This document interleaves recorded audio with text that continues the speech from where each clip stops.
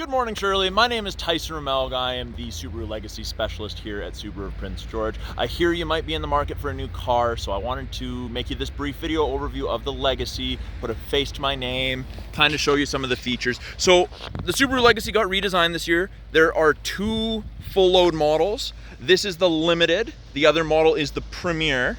So I'll show you the differences. On the outside, not a huge amount of differences, but it's a really good looking sedan. I quite like it. The all-wheel drive system's phenomenal. Legacy. This one happens to be the GT model, so it does have the turbocharged engine, so more powerful engine. You can get it with a regular 4-cylinder if power's not as big of a concern. Absolutely cavernous trunk. You can fit a ton of stuff in here. There's quite a few reviews touting how much stuff you can carry in these.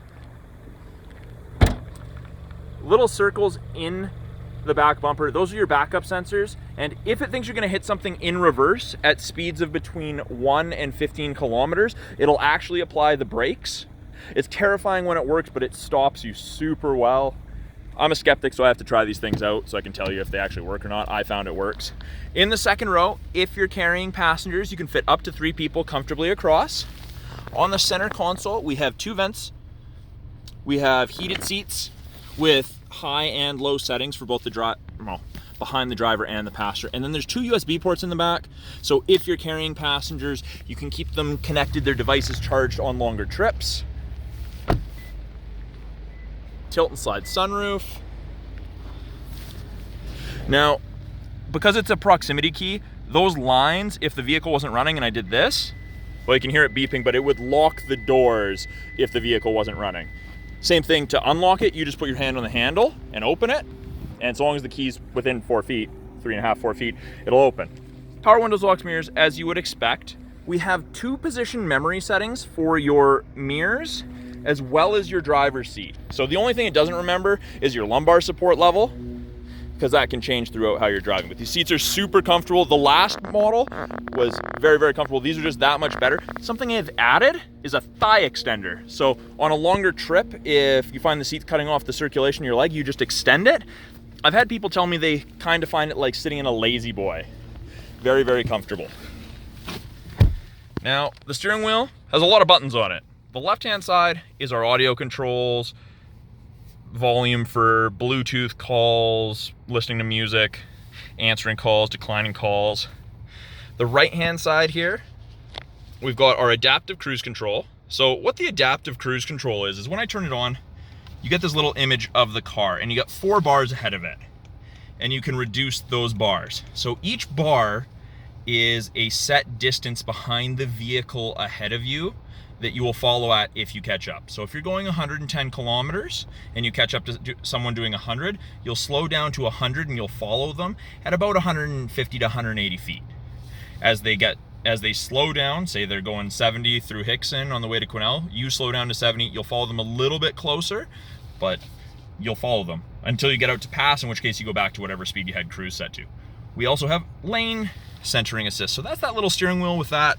Now, if you're above 60 kilometers an hour and you're bouncing off the lines, it'll actually give you gentle steering input either way to put you back to the middle of your lane.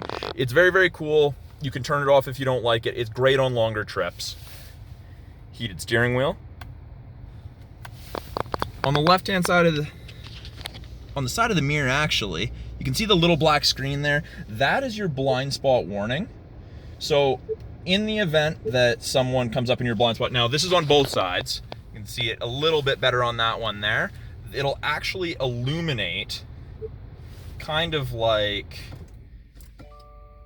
that on the corresponding side to when someone's in your blind spot. Very, very handy. Doesn't get rid of shoulder checking, but it sure does help. Now, we have a giant 11.6-inch touchscreen. Now, everything's kind of controlled off of this. You've got GPS navigation. No charge for that. There's no monthly subscription fee, anything like that. It's our backup camera, put in reverse. Shows you the top of your bumper so you have something to relate to. RAB is the rear assist braking I was talking about. We've got our parking sensors.